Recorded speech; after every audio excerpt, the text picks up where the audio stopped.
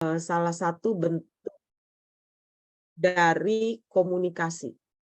Jadi inti dari dokumentasi itu adalah komunikasi dalam bentuk tulis ya, kalau Anda belajar tentang komunikasi keperawatan. Sepertinya ada mata kuliah itu. Ya. Komunikasi yang efektif antar tenaga kesehatan adalah vital atau penting, utama, atau sangat diperlukan untuk mencapai kualitas pelayanan kepada pasien. Ya. Komunikasi dapat melalui diskusi, laporan-laporan, dan catatan-catatan. Nah, catatan-catatan inilah yang disebut dokumentasi. Ya. Nanti dokumentasi itu ada dua bagian. Dokumentasi yang betul-betul fokus adalah dokumentasi atau catatan asuhan keperawatan yang dilakukan oleh perawat. Itu dokumentasi yang utama. Dokumentasi lain adalah catatan-catatan aktivitas perawat dalam rangka mendukung terlaksananya asuhan. Ya, itu juga ada dokumentasi, namanya dokumentasi manajemen. Ya, misalnya dokumentasi tentang penggunaan fasilitas sarana, terutama alat-alat ya yang dipergunakan untuk asuhan, itu dibuat tuh oleh perawatnya. Ya, dokumentasi overrun. Ya, setiap overrun pagi ya yang jam 1 itu jam 2 overrun sore dan dinas malam itu didokumentasi juga. Ya, jadi banyak dokumentasi-dokumentasi lain yang sifatnya mendukung terlaksananya asuhan perawatan. Tapi dokumentasi yang inti yang mahasiswa harus pelajari ya adalah dokumentasi asuhan keperawatan, yaitu mencatat semua aktivitas perawat dalam memberikan asuhan keperawatan kepada pasien dan respon pasiennya apa. Ya, itu dokumentasi yang utama.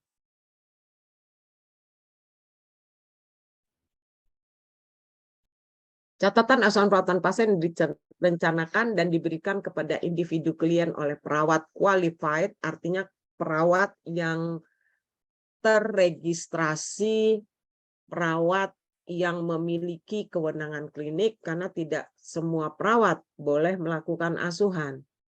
Ya, itu sudah menjadi persyaratan. Ya, mulai jadi perawat baru, persyaratan Anda memegang STR, SIPP.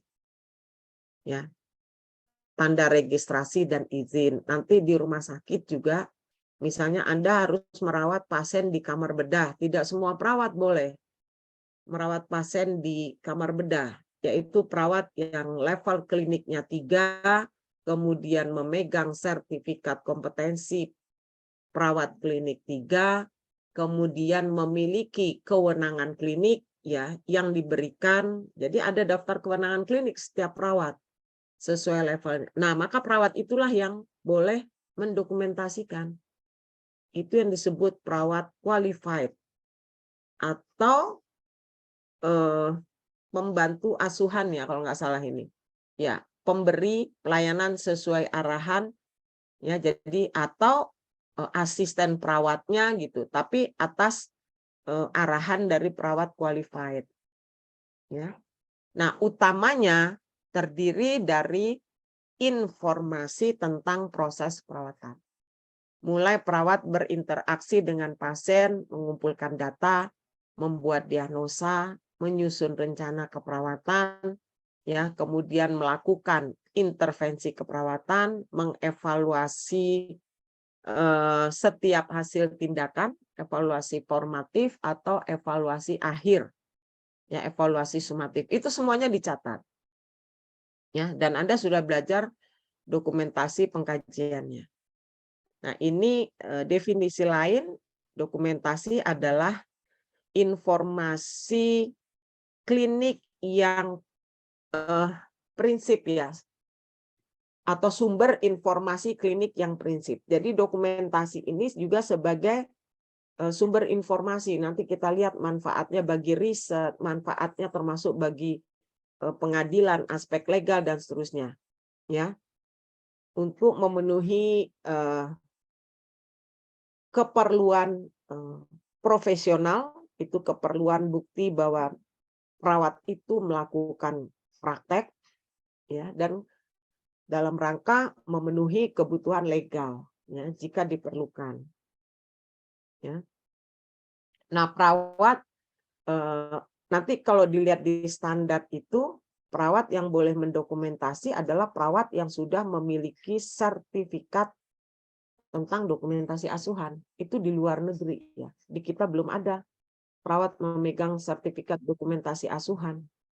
Ya, kenapa di luar itu harus betul-betul memegang sertifikat bagaimana mendokumentasi asuhan? Karena ada syarat itu. Anda udah baca, ya, dokumentasi itu harus valid dan lain sebagainya. Banyak kriterianya. Yang mendokumentasikannya itu harus jujur, objektif, ya, tidak boleh ditambah-tambahkan, dan cara menulisnya juga harus benar.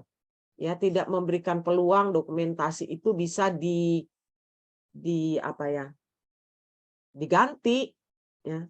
Contoh aja nih sekarang, ya, kasus yang heboh itu Sambo, itu kan alat bukti bisa diganti semua tuh, catatan-catatan kronologis, ya. Bayangkan kalau tidak terbongkar akan ada berapa korban itu.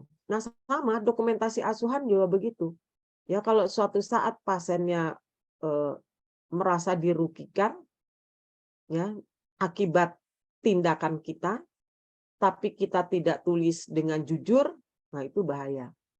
Atau ada instruksi medis, ya, dokter dalam bentuk pemberian terapi, ya, kita salah menerima, salah menulis, fatal bagi pasien. Sehingga dokumentasi itu menjadi penting, ya. Dan dokumentasi merupakan komponen yang sangat signifikan, itu diperlukan, penting, bolehlah diartikan itu, ya, di dalam asuhan perawatan, ya. Atau kesimpulannya, dokumentasi itu sebagai evidence, bukti apa yang dilakukan perawat, sekaligus menjadi tanggung jawab perawat untuk menulis, dan tanggung gugat, artinya bertanggung jawab kalau, ya, tindakan itu dipertanyakan oleh pasien, ya. Bertanggung gugat itu kita melaksanakan dan kita berani menerima risiko dari praktek itu, ya, dan semuanya itu ditulis di dalam dokumentasi.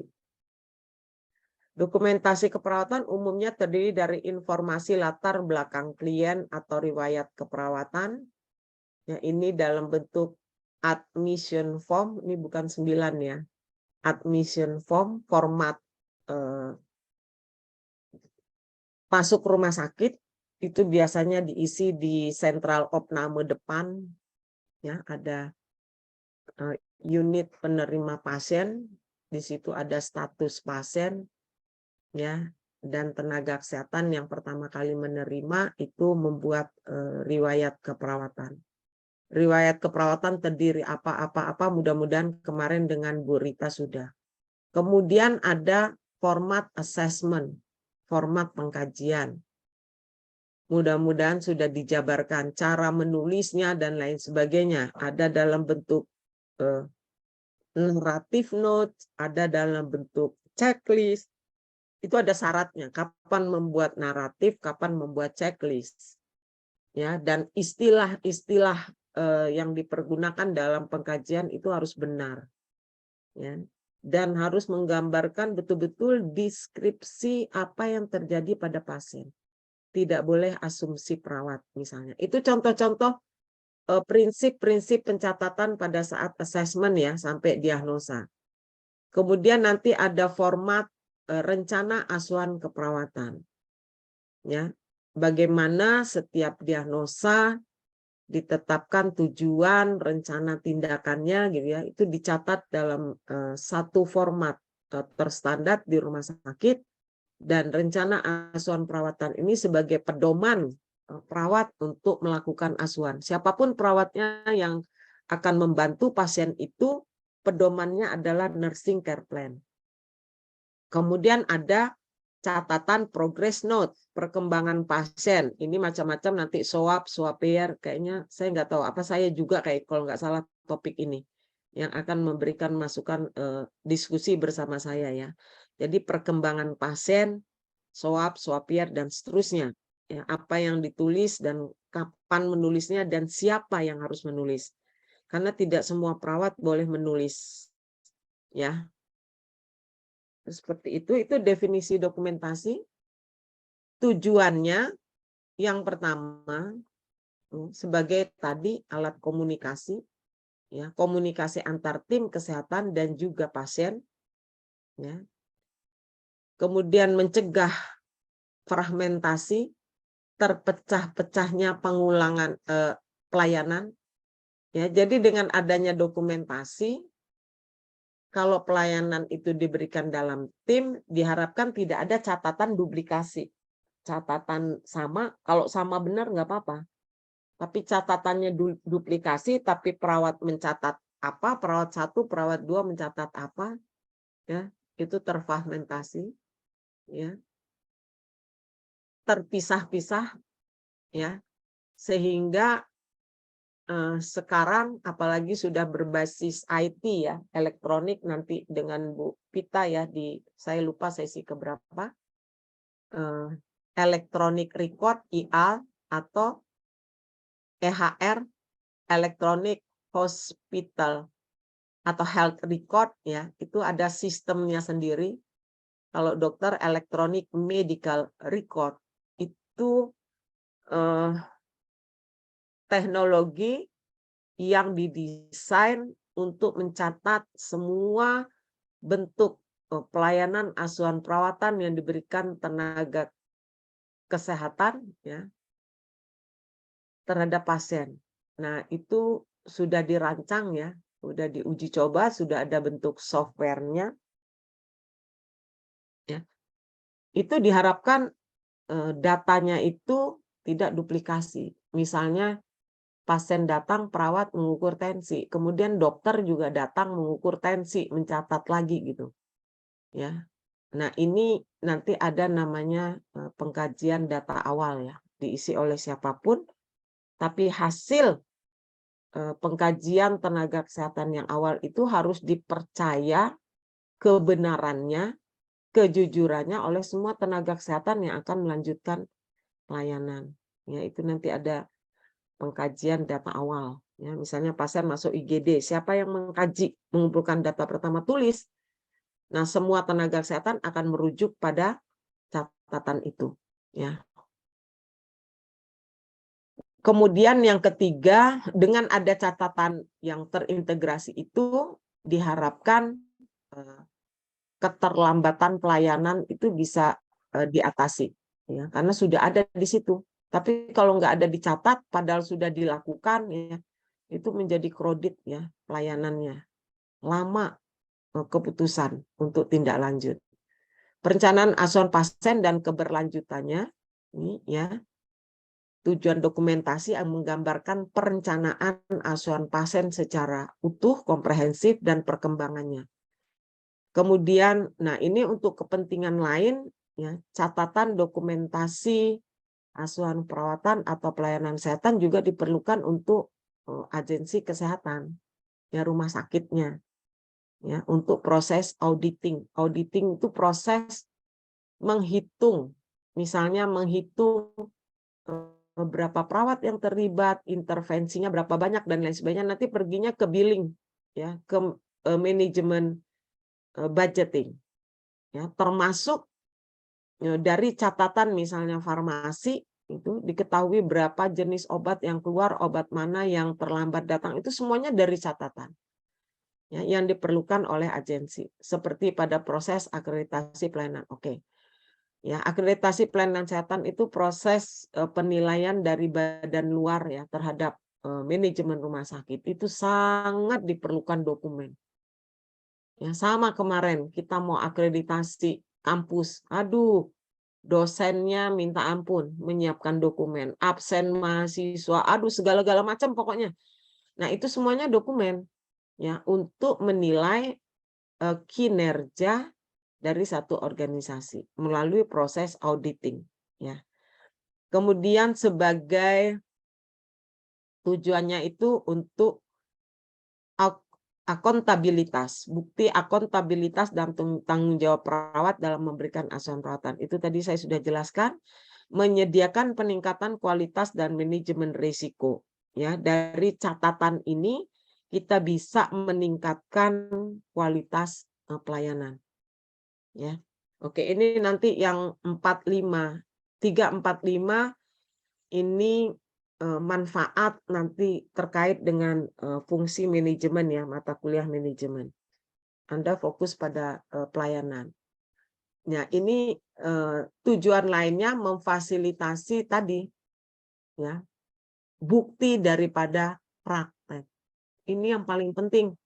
Karena bukti-bukti praktek ini nanti selain untuk menghitung billing, kemudian tanggung gugat pelayanan juga untuk penelitian. Oke, yang nomor 7.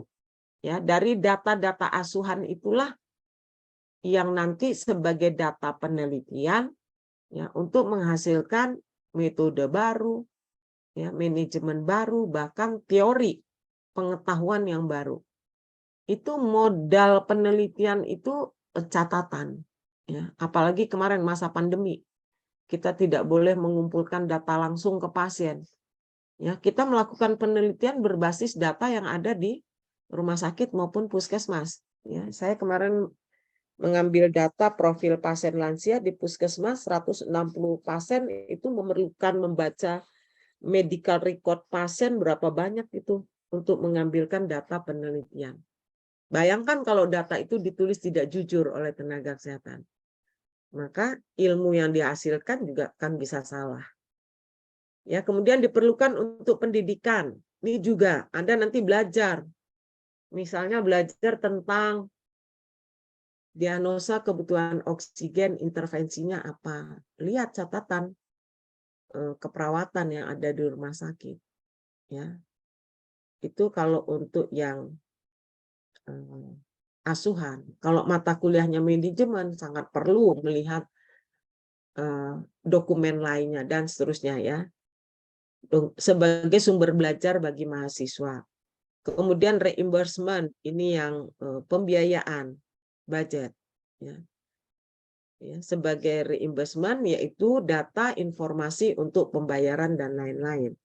Aspek legal, catatan pasien merupakan dokumen legal. Hati-hati ya. Dokumentasi asuhan perawatan atau pasien record itu dokumen legal, bukan catatan biasa. Artinya dokumen yang memiliki dampak legal. Kenapa? Satu, Anda melakukan asuhan pakai sumpah. Itu udah legal.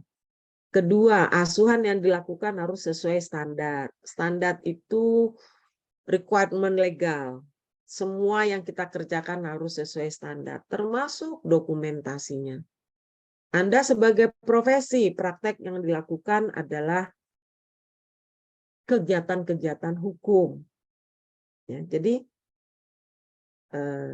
otomatis dokumentasi sebagai bukti tindakan kita adalah dokumentasi legal. Dokumen legal. Bahkan untuk menghapuskannya ada tata cara, menyimpannya ada tata cara. Ya. Tidak sembarangan maunya kita, gitu ya.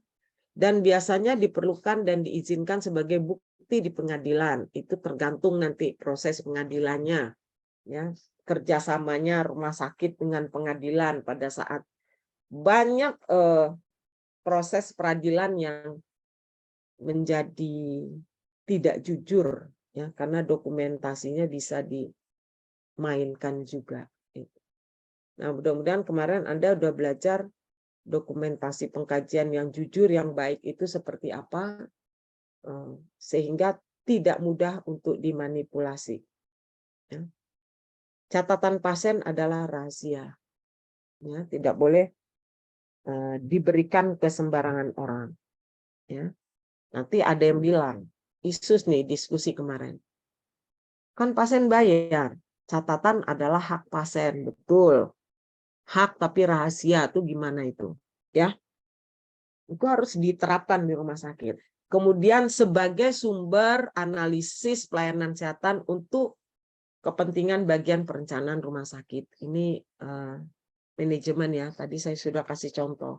Untuk menghitung kebutuhan alat dan lain sebagainya, untuk membuat jadwal perawatnya, menghitung kebutuhan perawat, semua diperlukan dokumentasi itu. Oke, itu tujuan manfaat. Prinsipnya ini banyak kalau Anda baca dari sumber-sumber buku ya, mau di Fundamental of Nursing atau Anda mau browsing. Ini saya ambil satu prinsip menurut Asosiasi Amerika ya, perawat Amerika. Kalau ditanya di sini kayaknya PPNI belum bikin deh standar ini. Ya, yang pertama mencakup prinsipnya itu karakteristik dokumentasi, kemudian pendidikan dan pelatihan ini syarat tadi perawatnya yang menulis, kemudian kebijakan dan prosedur dokumentasi, sistem perlindungan, kemudian dokumentasi entries ini dokumentasi awal ya, data yang masuk awal, kemudian standardized terminologi yang standar. Tidak boleh membuat catatan pakai istilah yang kita sendiri yang tahu. Profesi perawat sendiri yang tahu, nggak boleh. Terminologi yang dipakai itu harus dipahami oleh semua tenaga kesehatan yang berhubungan dengan pasien. Ya, saya ingat sekali dulu waktu kuliah kelas 1. Ya, dulu kan kelas 1 judulnya Akper. Ya, saya dari Akademi Perawat ya, baru ke S1 keperawatan, S2 ke doktor keperawatan. Itu satu, kita dibagiin buku tuh dari kampus, buku putih. Ya, bisa masuk kantong seragam. Untuk apa bukunya? Dijelasin tuh sama dosen kita, dosen senior ya. Ada yang masih ada yang sudah almarhum. Untuk mencatat istilah-istilah yang kamu dapatkan pada saat nanti kamu praktek ke rumah sakit. Kita itu prakteknya misalnya kuliah pagi jam 7 sampai 8. Ada lagi kuliah jam 10, maka jam 8 sampai 10 itu harus ke rumah sakit. Karena kampus kita di kimia, rumah sakitnya Cipto, cuma lewat jembatan. Nanti jam 10 kurang 10 minta izin sama ruangan, balik ke kampus, ada kuliah. Nanti kuliahnya selesai jam 1, balik lagi ke rumah sakit sampai jam siang. Dulu prakteknya seperti itu. Nah, setiap praktek ditanya nanti pulangnya, hari ini kamu dapat istilah apa saja? Istilah obat 4 kali sehari itu terminologinya apa? Kondisi pasien tidak ada perubahan terminologi. Pokoknya istilah terminologi. Jadi kita pinter dulu itu. Paham. Sekarang saya nggak tahu. Ujuk-ujuk udah dikasih PR, ambil asuhan pasien kan gitu ya. Sehingga kadang-kadang laporan Anda tuh masuk ke kita, bingung, kita sendiri nggak paham. Ya, banyak terminologi yang bahasa sendiri. Gitu. Ini dimanapun ya, mau di Jawa, di mana rumah sakitnya, terminologinya terminologi kesehatan. Nggak boleh bahasa daerah. Saya pernah nguji mahasiswa di Jawa Tengah. Dulu kita kalau nguji mahasiswa kan ke Jawa Tengah, Jawa Timur, Medan ya. Ada beberapa dosen yang memang dipilih oleh Kementerian Kesehatan untuk menguji kemana-mana. Saya ikut di Jawa Tengah, baca dokumentasi. Kaki kemeng-kemeng. Apa ya kemeng-kemeng? Ya. Nggak ada istilah kemeng-kemeng di kesehatan. Yang ada istilahnya numbness. Kalau itu mati rasa. Ya, dan lain sebagainya. Itu bahasa Jawa Tengah. Nggak boleh ada catatan itu. Karena tidak dipahami oleh semua tenaga kesehatan. Itu akan bahaya. Ya, kalau terminologi beda di dalam dokumentasi, itu akan bahaya bagi pasien. Nah, ini di setiap karakteristik Anda baca nanti, nih, waktu saya kan tinggal 15 menit. Ya, dokumentasi yang kualitasnya tinggi memenuhi syarat. maaf ya agak terganggu tuh di belakang sana itu ada orang yang ngebangun. Accessibility, mudah didapat, akurat, relevan. Silakan dibaca semuanya ini persyaratannya, ya. Harus menggambarkan proses perawatan, ya. Oke. Kemudian prinsip nomor 2, perawat di semua tatanan level harus mendapatkan pendidikan pelatihan bersertifikat tentang dokumentasi dalam rangka menjamin sistem dokumentasi ini berjalan dengan baik. Ya, jadi dia skillful, fungsional, mampu melaksanakan dokumentasi, kompeten mempergunakan komputer saat ini. Ya, sebenarnya bukan saat ini, 10 tahun yang lalu juga kita ada mata kuliah komputer. Ya, saya kuliah S1 keperawatan, ingat itu tahun 86. Ya, S1 keperawatan pertama di UI, saya murid angkatan pertama. Paling muda saat itu di kelas karena yang lain sudah senior. Ya, karena bukan dari SMA ya, dari akper. Sekarang itu Prof. Eli itu dekan PIK. Sekarang profesor itu sekelas sama saya dulu di S1 ya. Itu ada mata kuliah komputer. Jadi tahun itu aja udah ada gitu. Kalau sekarang saya yakin mahasiswa lebih canggih. Dan di luar negeri ada spesialis perawat informasi, nurse information. Ya, perawat informasi itu spesialis di luar negeri. Nah, dia canggih sekali mengelola, memanage informasi, ya, informasi manajemen berbasis komputer, digital, ya, mengembangkan software, itu spesialis. Nah, di Indonesia ada nggak, Bu? Belum ada. Ya, baru beberapa teman yang concern dengan informasi, termasuk dokumentasi di dalamnya, sekarang baru membentuk wadah perawat informasi Indonesia. Pendidikannya belum ada. Ya, ini profisiensi artinya mahir. Mahir, profisiensi itu kompetensi tingkat paling atas ya. Kalau bawah beginner. Itu terhadap sistem software. Ya, dan seterusnya. Ketiga, kebijakan dan prosedur. Semua perawat harus memahami terbiasa dengan semua kebijakan organisasi. PR untuk Anda di topik yang kedua, nanti termasuk di soal UTS, Anda cari keputusan Menteri Kesehatan tentang sistem informasi, di dalamnya ada tentang dokumentasi. Itu PR ya, saya tidak akan mencari bahan itu, saya anggap topik kedua selesai. Anda pelajari itu. Ya. Saya sudah coba buka, Kemenkesnya masih relatif tahun agak lama gitu ya. Coba cari yang terbaru.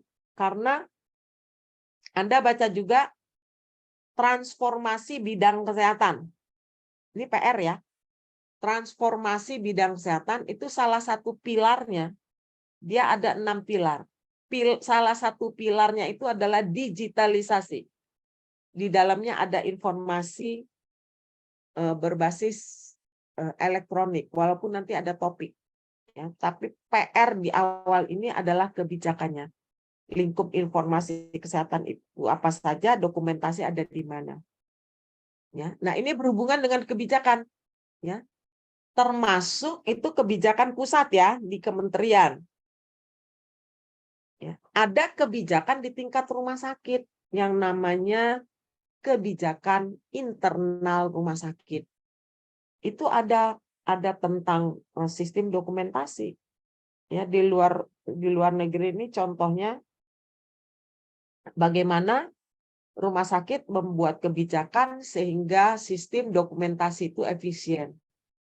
Ya. Di sini nih saya baca, bayangkan kalau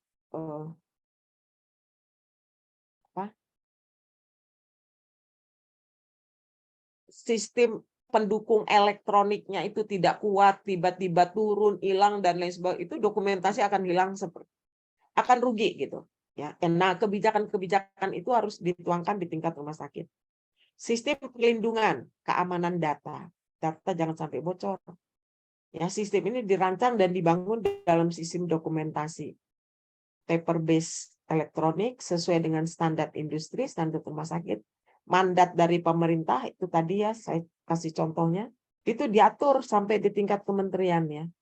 Bagaimana keamanan data pasien, perlindungan identifikasi pasien. Ya contohnya aja deh, data KTP kita bocor nih, dipakai untuk pemilu bisa aja. Itu sistem dokumentasi loh. Ya, yang informasinya bisa bocor kemana-mana. Karena dokumentasi itu isinya adalah informasi. Dan informasi itu penting, bisa untuk membuat keputusan apa saja. Ya, kerahasiaan informasi pasien, kerahasiaan informasi profesional kliniknya, tenaga kesehatannya, ya, kemudian kerahasiaan informasi rumah sakitnya. Jadi perlindungan terhadap rumah sakit, tenaga kesehatan, pasiennya sendiri itu harus ada peraturan kebijakannya dan harus ada jaminan dilindungi. Kemudian ini tadi entry ya, awal masuk dokumentasi atau catatan-catatan kesehatan. Ya, harus akurat, valid. Ya, ini hampir sama dengan karakteristik dokumentasi ya, autentik gitu. Ya, pada prinsipnya dokumentasi itu harus ditulis jujur sesuai dengan kondisi pasien. Ya, waktu, tanggalnya dan seterusnya. Terminologi ini saya sudah jelaskan panjang tadi, ya. Kemudian standar dokumentasi, ini slide terakhir. Ya. Standar sama dengan persyaratan dasar yang harus dipenuhi bagi satu dokumentasi. Yang harus berfokus pada pasien, relevan, konfidensial, rahasia itu ya, jelas, singkat, dan komprehensif. Ya. Permanen dan retrievable, akurat, harus menggambarkan kronologis, bukan asumsi, ya, dan waktunya. Ya, kemudian di dalam catatan asuhan, kita harus terus berpikir, ya, catatan kita itu menggambarkan proses. Din? Iya, maksud.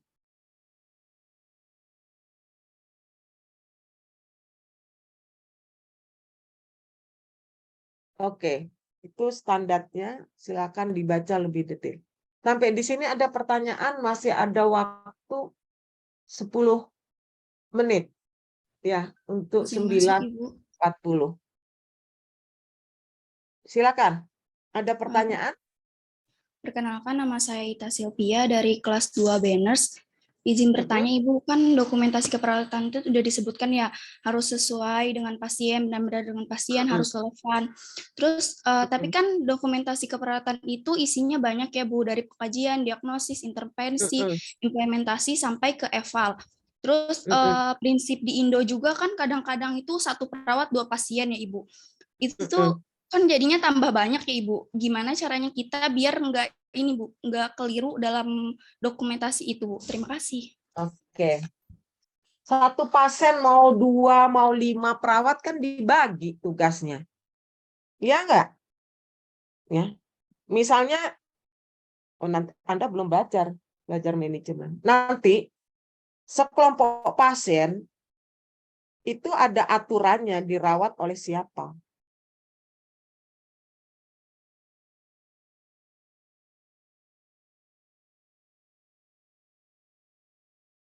Ya. Jadi ada aturannya, misalnya nih saya kasih contoh. Ada 6 pasien akan dirawat oleh 4 perawat dalam bentuk tim. Itu pasti ada bentuknya, mau tim, mau PN, mau apa. Ketua tim yang boleh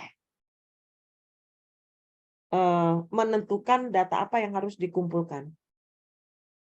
Siapa yang harus mengumpulkan? Catat. Jadi pengkajian aja bisa 4 perawat yang mencatat. Iya apa enggak? Sesuai apa yang dilakukan perawat itu. Jadi tidak ada tumpang tindih karena dibagi. Yang boleh merumuskan diagnosa ketua tim. Maka yang mencatat ketua tim. Tidak semua perawat mencatat. Ya. Yang menyusun perencanaan harus ketua tim aturannya. Maka catatan rencana asuhan pasien pasti ya yang membuat ketua tim, tanda tangan ketua tim. Nanti implementasi asuhan perawatan tergantung. Ketua timnya bilang, untuk tindakan yang beresiko misalnya, tes fisioterapi harus kamu, si A, karena level klinik kamu tinggi. Tapi kalau hanya sekedar memandikan, sederhana kamu, karena level klinik kamu masih level klinik 1. Maka di catatan keperawatan yang menulis, perawat A yang level 1 memandikan, hasilnya apa? Nggak ada yang tumpang tindih kan? Tidak berarti tambah banyak, ya memang harus dicatat. Siapa yang mencatat tergantung tugas apa yang diberikan kepada dia. Tanggung jawabnya. Memang begitu. Udah? Ada gambaran? Ya? Ya, Ibu, sudah. Terima Gitu. kasih. Sip. Ada lagi pertanyaannya bagus? Ya, izin masuk Ibu. Ya. Saya Erika Oktaviani dari kelas 2 Banners, Ibu. Izin bertanya, Ibu. Misalnya Ibu dalam praktik di rumah sakit itu, pernah gak sih Ibu kalau misalnya data-data asuhan keperawatannya itu hilang?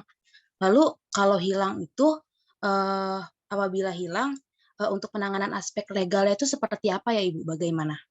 Terima kasih, Ibu. Kalau hilang sih pernah. Ya.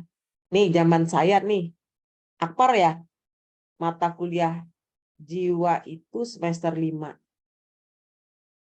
Tahu nggak? Pasiennya bakar status, namanya pasien jiwa. Dibakar itu status pasien. Wah, kita panik. Nah, zaman dulu karena pengamanan dokumentasinya belum ada, zaman dulu tahun 76 kan, tahun 77. Saya lulus tahun 79, tahun 80 udah jadi dosen pegawai negeri, lulusan akper pertama, ya. Nggak ada pengamanannya, ya hilang. Kalau hilang buktinya di mana? Ya, cari lagi di masing-masing tenaga kesehatannya. Apa yang dilakukan kan gitu. Kalau sekarang udah peraturan udah banyak. Semua catatan itu ada backupnya. Ya, apalagi sistem digital, ada masuk misalnya draft 1 itu disimpan di mana. Udah aman deh pokoknya sekarang. Jadi kemungkinannya kalau hilang itu ada backup data. Gitu aja yang sekarang, ya. Itu seperti itu. Oke. Ada lagi? Saya Ranti Saulia, izin masuk Ibu. Ya. Izin bertanya untuk mengenai dokumentasi keperawatan itu kan fasilitas layanan kesehatan itu kan ada banyak ya Ibu, ada rumah sakit, ada yang buka klinik mandiri, ada puskesmas juga. Nah itu dokumentasi keperawatannya tuh berbeda atau enggak? Lalu kan tadi kayak Ibu bilang ada kebijakan sendiri kan kalau untuk dokumentasi keperawatan ini. Nah itu juga berbeda-beda atau enggak Ibu kebijakannya? Ya, gini. Kalau bentuk dokumentasinya beda-beda, bentuk ya, judul depannya, model menulisnya, itu beda-beda. Setiap rumah sakit juga beda. Kalau Anda browsing itu bentuk-bentuk dokumentasi rumah sakit luar, misalnya Alexander Hospital atau apa, beda-beda. Tapi isi dokumentasinya harus sama. Ya. Kalau dokumentasi asuhan perawatan kan isinya mulai pengkajian sampai evaluasi. Itu harus sama di setiap rumah sakit, puskesmas maupun di klinik kan pendekatannya asuhan keperawatan. Ya. Jadi kalau Anda ambil misalnya status pasien di rumah sakit, kamu ambil status pasien di komunitas, di keluarga, ya ambil di klinik, itu pasti beda-beda dalamnya. Tapi kalau dilihat secara komprehensif itu menggambarkan data pasien, masalah pasien, itu iya. Seperti itu jawabannya. Ya. Oke, formatnya boleh beda. Ya.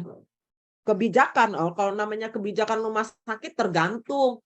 Rumah sakit A dokumentasinya masih manual, komputernya belum siap. Rumah sakit B pakai komputer, beda dong kebijakannya. Ya.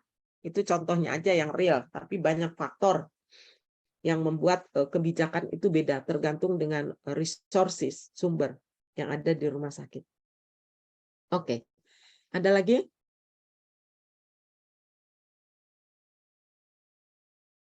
Habis? Ini mahasiswanya lengkap semua 116. Ya, tolong si pen dicek apa namanya? Untuk absennya. Kemudian PR-nya adalah mempelajari kebijakan dokumentasi ya. Kalau dicari kebijakan dokumentasi itu nggak ada judul itu. Yang ada di kebijakan informasi kesehatan. Ya, tapi ambil urusan dokumentasinya karena informasi kesehatan itu luas. Ya, itu Anda baca. Yang ketiga, tolong di range kapan mau UTS. Ya, mau hari apa, jam berapa, kan Anda yang punya jadwal itu, jadwal UTS seminggu ini. Ya, bisanya di hari apa? Soalnya insya Allah udah siap. Ya, kalau bisa hari Rabu ke atas ya, karena besok saya full. Ya, oke. Ada lagi pertanyaan? Tingkat 2 selesai? Aman ya? Oke. Ini bisa dicukupkan. Kalau nggak ada lagi, sebenarnya masih ada waktu 5 menit. Nggak ada? Mungkin untuk yang mau bertanya boleh raise hand aja langsung ya kawan-kawan. Silakan. Masih ada lagi nggak? 116 masa yang bertanya cuma 3? Dan Anda udah belajar sampai dokumentasi pengkajian, kan? Terus model-model dokumentasi, POR, ya kan?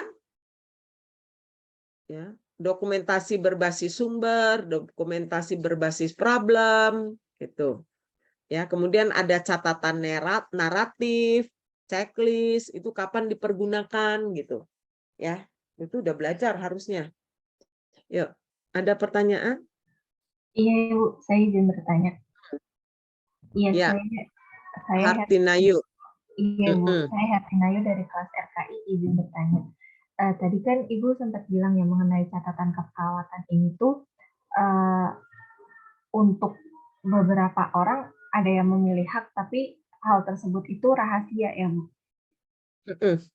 Nah, kalau sekarang kan yang saya lihat ya, Bu, dari sisi pandang saya tuh kadang orang-orang tuh mandang orang-orang kesehatan yang pekerja kesehatan seperti dokter atau perawat itu kadang kayak suka nggak percayaan gitu loh, Bu, kayak alah bohong kayak gitu loh, Bu, misal. Terus apabila ada suatu kejadian di mana keluarga pasien ini tuh nggak percaya, Bu, kalau misal taruhlah si pasien ini tiba-tiba kena penyakit kanker kah atau mungkin jantung koroner, padahal hidupnya sehat, hidupnya ini, gini-gini, pemeriksaannya benar nggak, yang kayak gitu. Jadi dari sisi keluarga ini tuh nanyain sih catatannya ini, Bu, catatan buat data penunjangnya, atau mungkin dari diagnosanya itu kira-kira diperbolehkan, atau mungkin ada surat-surat lainnya lagi, Bu. Ya, gini, kalau soal kepercayaan itu hak masyarakat ya. Oleh karena itu, masing-masing tenaga kesehatan rumah sakit harus menyiapkan kemampuan profesionalnya dengan baik. Ya, harus berani memberikan informasi kepada masyarakat tentang kualifikasi tenaga kesehatan. Anda mungkin kalau datang sampai ke rumah sakit yang swasta kecil itu di gerbang pertama pasti ada nama dokternya dengan macam-macam titelnya gitu ya. Sebentar lagi harus kalau masuk ke ruang rawat itu ada nama perawatnya. Perawat yang tanggung jawab hari ini itu dalam rangka apa? Dalam rangka supaya masyarakat percaya, trust, ya. Dan rumah sakit berusaha memenuhi tenaga kesehatan, memenuhi syarat. Perawatnya suruh sekolah lagi, suruh ujian segala macam, walaupun sudah bekerja. Ya, ada syarat sertifikat untuk bisa dia praktek dengan benar. Itu semuanya dalam rangka memberikan pelayanan terbaik bagi masyarakat dan membangun trust. Ya, bahwa ada image belum percaya, yaitu hak masyarakat. Dan kadang-kadang terbukti, ya, salah diagnosa, rumah sakit A bilang A, rumah sakit B bilang C. Kan suka begitu. Termasuk kita, tenaga kesehatan sendiri. Anaknya udah didiagnosa A. Terus kita bilang, cari second opinion. Artinya cari ke tempat dokter lain. Supaya diagnosa benar. Itu fenomena layanan kesehatan, terutama di Indonesia.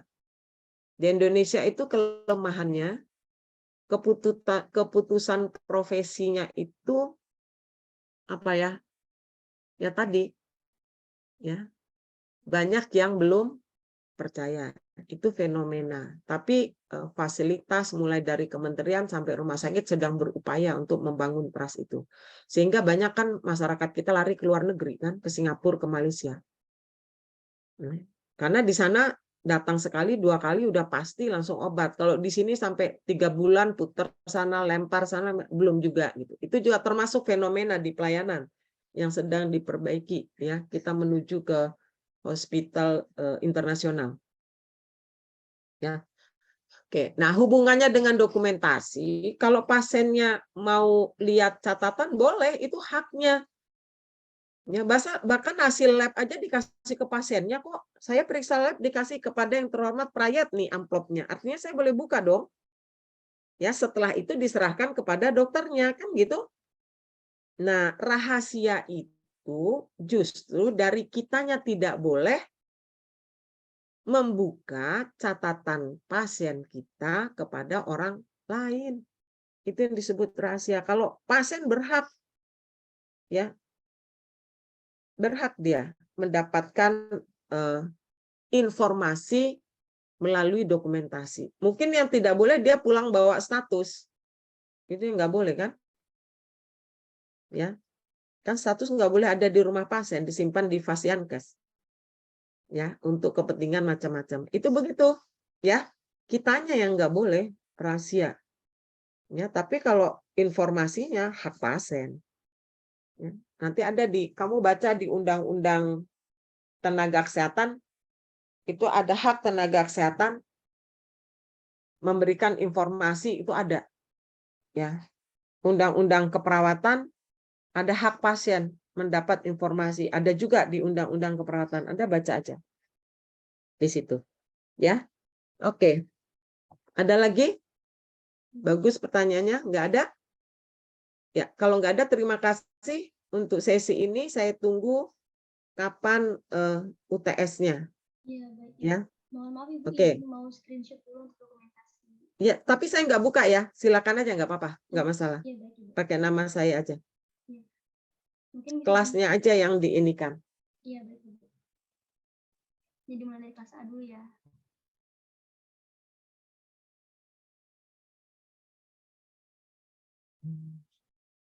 Ya, izin masuk teman-teman kelas A diharapkan raise hand dan on cam ya.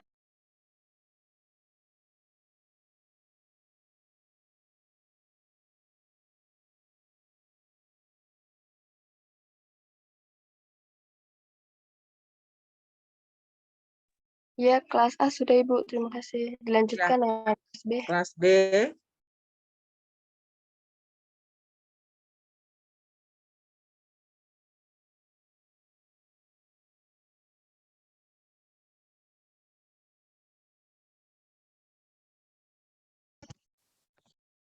Terus RKI. B belum?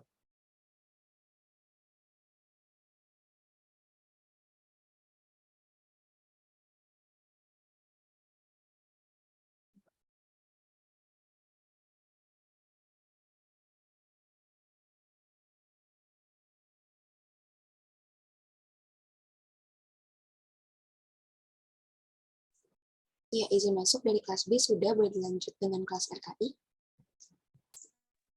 Untuk kelas RKI mohon raise hand sama on cam dulu ya.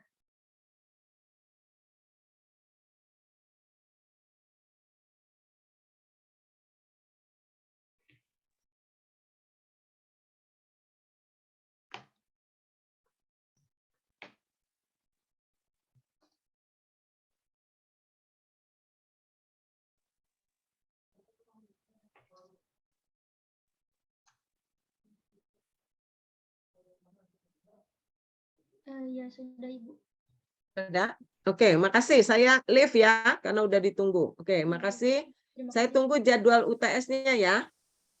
Oke, Ya, makasih. baik, Ibu. Assalamualaikum. Iya, waalaikumsalam. Terima kasih. Terima kasih, Ibu. Yuk.